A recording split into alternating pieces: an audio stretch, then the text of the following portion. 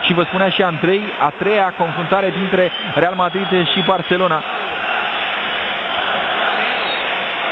Casillas a făcut minuni în repriza secundă atunci când a reușit să scoată formidabil două șuturi expediate de Pedro și Iniesta. Messi acum, Messi deposedat până la urmă de Xabi Alonso. Marcelo este la minge.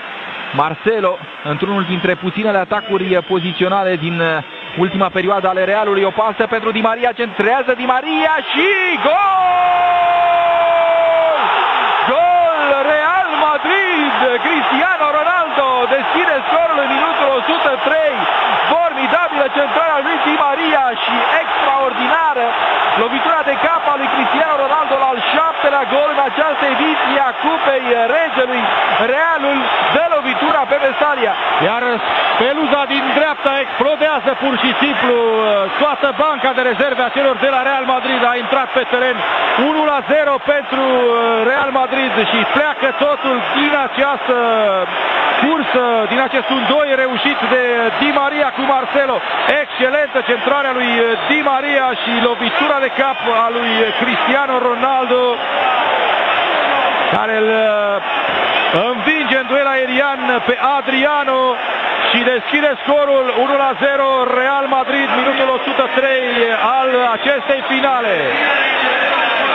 Extraordinar timingul lui Cristiano Ronaldo, s-a înălțat la momentul potrivit pentru a relua balonul perfect.